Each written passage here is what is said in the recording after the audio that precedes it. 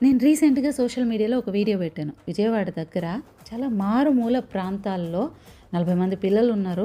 రాళ్ళు కొట్టుకొని బ్రతుకుతుంటారు. వాళ్ళ జీవన విధానం అదే. సో, పిల్లలకి చదువులకి ఇబ్బందయితుందని మన శ్రీ విద్యాశ్రమంకొచ్చి రిక్వెస్ట్ చేశారు అని చెప్పేసి మీకు చెప్పాను.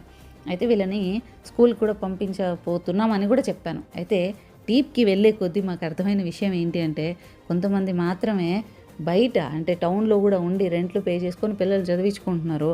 ఇక్కడ ఏమో వీళ్ళు చాలామంది ఇక్కడ స్ట్రక్ అయిపోయారు. ఏంటంటే బయట వెళ్ళేసి రెంట్లు పే చేసుకోలేరు. ఇక్కడ వీళ్ళకి ఈ జీవనోపాధి అనేది పోతే ఇంకో చోట జాబ్ కూడా లేదు. సో, తప్పనిసరి పరిస్థితుల్లో వాళ్ళు అక్కడే ఉండాల్సి వస్తుంది. అక్కడ నుంచి ట్రాన్స్పోర్ట్కి కూడా గవర్నమెంట్ స్కూల్కి కష్టమవుతుంది. సో, వీడియో అయితే నేను పెట్టడం జరిగింది. అదృష్టవశాత్తు ఆ ప్రాంత ఇన్ఛార్జీలు కూడా మన ఫాలోవర్స్ అవ్వడం, సో వాళ్ళు మనతో మాట్లాడడం, ఒక టీం లాగా ఫామ్ అవ్వడము, సో పిల్లలందరినీ కూడా మనం ఇక్కడ రెస్పాన్సిబిలిటీ తీసుకుంటాం. అంటే అక్కడ ఒక టీచర్ని పెట్టడము అండ్ అక్కడ నుంచి వెహికల్స్ కూడా అన్నీ పెట్టడము, ట్రాన్స్పోర్ట్ అంతా కూడా మనం చూసుకోవడం. స్కూల్లో హెచ్ఎంలు కానీ వీళ్ళందరూ కూడా వాళ్ళని కేర్ తీసుకోవడం. సో మేము ఇలా మాట్లాడుకున్నాం. పిల్లలంతా కూడా హ్యాపీగా ఇవాళ నుంచి స్కూల్కి వెళ్ళారు.